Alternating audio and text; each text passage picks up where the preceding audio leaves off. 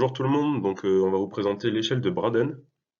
Donc c'est une échelle qui est valable pour tout type de patient. Elle est souvent utilisée chez l'adulte et la personne âgée et elle permet d'évaluer et de prévoir le risque d'escarre.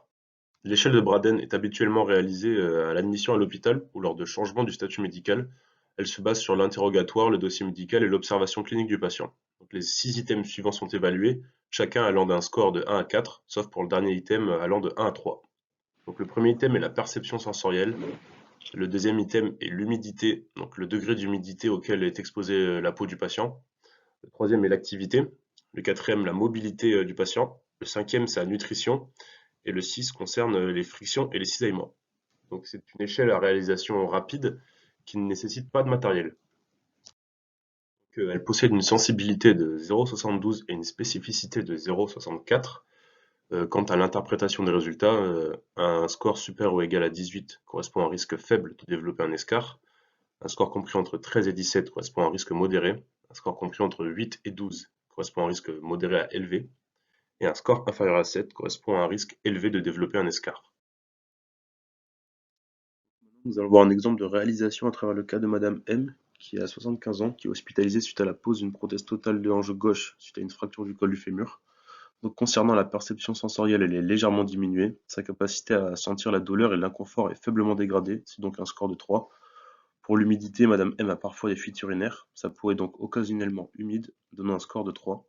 Concernant l'activité, Madame M est habituellement confinée au fauteuil, elle n'est pas encore en mesure de remarcher, ce qui nous donne un score de 2. Pour ce qui est de la mobilité, donc elle a encore du mal à se mobiliser seule du fait des douleurs, elle effectue donc peu de changements de position, sa mobilité est très limitée, donnant un score de 2. Sa nutrition est probablement inadéquate, elle a peu d'appétit depuis l'opération et mange rarement ses repas complets, donc on obtient encore un score de 2.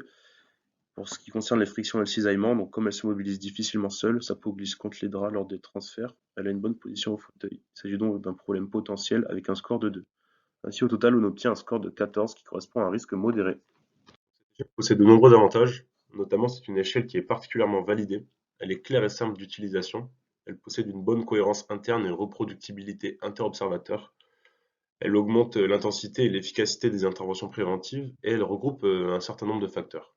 Elle possède tout de même des limites, notamment une surutilisation qui peut diminuer l'efficacité de l'échelle. Elle nécessite une évaluation complète lors d'événements majeurs, qui est son chronophage, et comme toute échelle, elle doit être comparée au jugement clinique.